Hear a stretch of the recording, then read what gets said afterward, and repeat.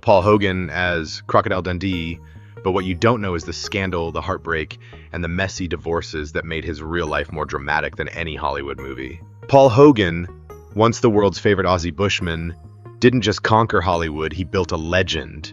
But behind the cheeky grin and Golden Globe trophy was a personal life torn apart by two divorces.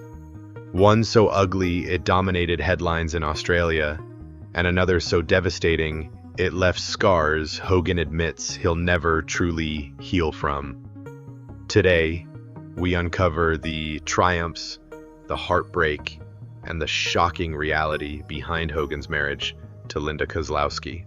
Hey, if you're enjoying this trip down memory lane, don't forget to click subscribe. It's completely free, and this way you won't miss any of our next stories from the stars you grew up with. Before the world knew him as Crocodile Dundee, Paul Hogan wasn't even close to a Hollywood star. He wasn't on stage, he wasn't in an acting class, and he sure wasn't chasing auditions. No, Paul was dangling hundreds of feet in the air, working as a rigger on the Sydney Harbor Bridge. It was one of the most dangerous jobs in the country, where a single slip could mean death. Imagine that, a young man clinging to steel beams with nothing but grit and balance, cracking jokes with his workmates high above the water. That was Hogan's reality. No spotlight, no cameras, just sweat, risk, and a toughness forged by the harsh Australian working class. But here's where things get interesting. Beneath the dirt and danger, Hogan had something nobody else did: an outrageous sense of humor. Not polished, not rehearsed, raw, cheeky, and unpredictable.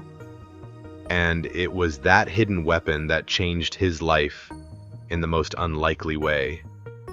In 1971, on a dare, Hogan walked onto a talent show stage in Australia called New Faces. He wasn't a comedian, not officially. He didn't even prepare an act. But what he did have was audacity. He stood there, made fun of himself, roasted the entire idea of the show, and somehow had the entire country laughing with him. That one appearance flipped his life upside down.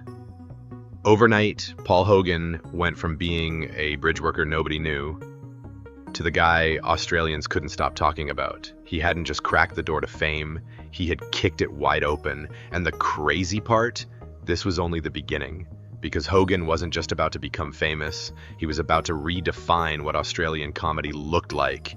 But fame comes with a price. And for Hogan, the bill was about to arrive. By the mid-1970s, television in Australia was playing it safe. Imported shows from the US and Britain dominated the airwaves, and local comedy often felt watered down, predictable, and, well, boring. Then came the Paul Hogan Show. And Hogan didn't just star in it, he controlled it. He wrote it, produced it, and filled it with characters so outrageous, so politically incorrect, that it made people laugh and squirm at the same time. His sketches poked fun at Australian stereotypes, politicians, even everyday people. Nobody was safe.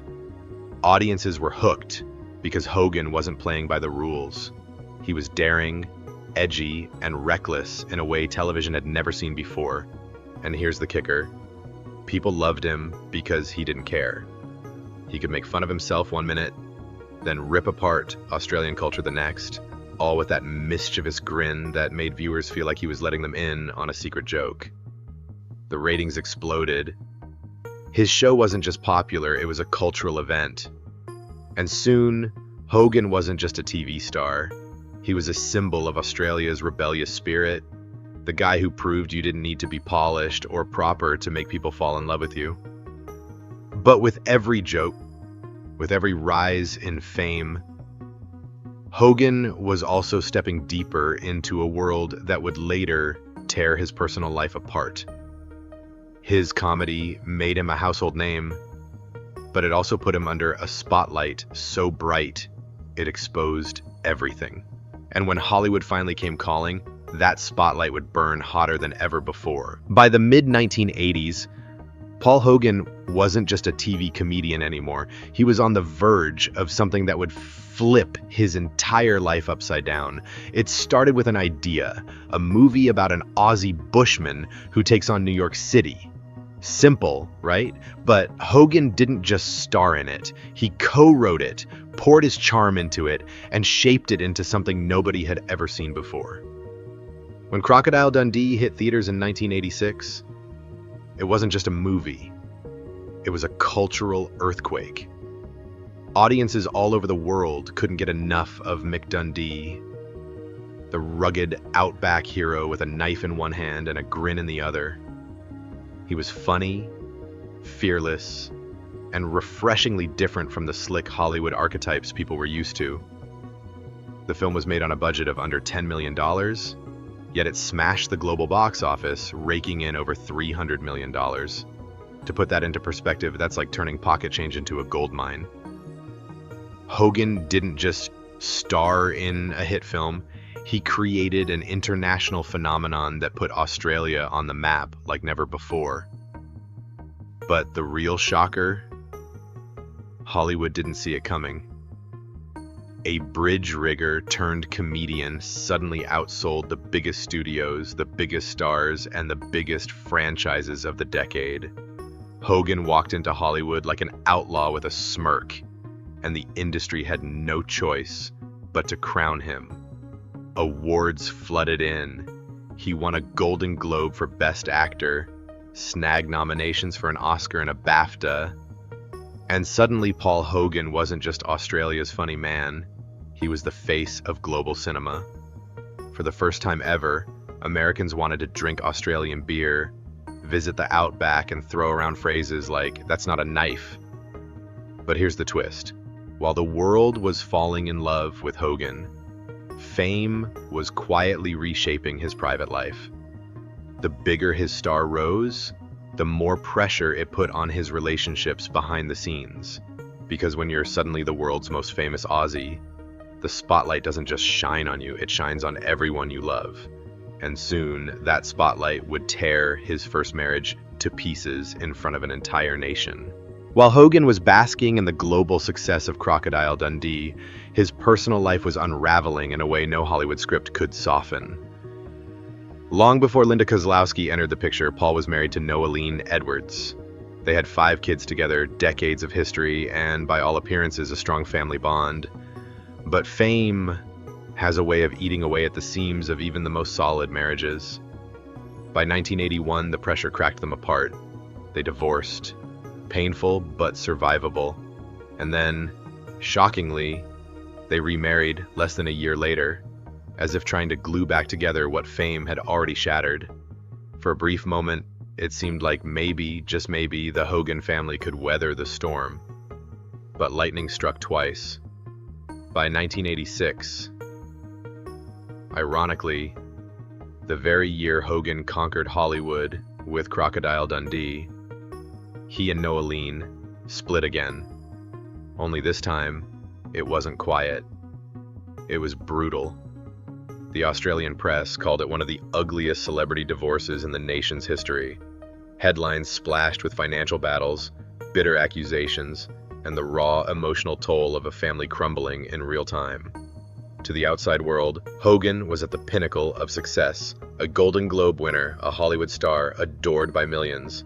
But behind the cameras, he was a man stuck in a storm of lawsuits, custody fights, and public shaming. Fans saw the crocodile wrestling hero. His family saw a husband walking away twice. And here's where it gets even more scandalous. As Hogan's first marriage was imploding, rumors swirled about his growing closeness with his Crocodile Dundee co-star, Linda Kozlowski. To the press, it looked like a fairy tale brewing in the ashes of a broken marriage. But to Noeline and to their children, it was something far more devastating. So while Hogan's face was plastered on movie posters worldwide, his private life was collapsing in headlines that painted him as both a superstar and a villain.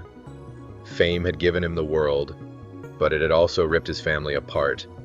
And yet, Out of the wreckage of one of Australia's messiest divorces, Hogan would find a new love, one that seemed unbreakable, one that the world believed was destined to last forever.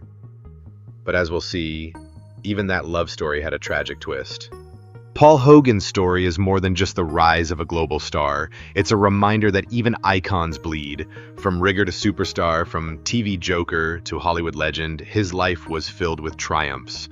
But his divorce from Linda Kozlowski revealed something more haunting. That love, even when real, doesn't always survive fame, distance, and time. And as Hogan himself put it, the scars don't vanish, but you find a way to keep going. Life doesn't stop because your heart's been broken. You just hope the next chapter is a little kinder. So what do you think? Was Paul Hogan's heartbreak the hidden cost of fame, or was it simply the fate of a love story built under the Hollywood spotlight? Drop your thoughts below, because this story proves one thing. Behind every legend lies a human heart that can break just as easily as ours.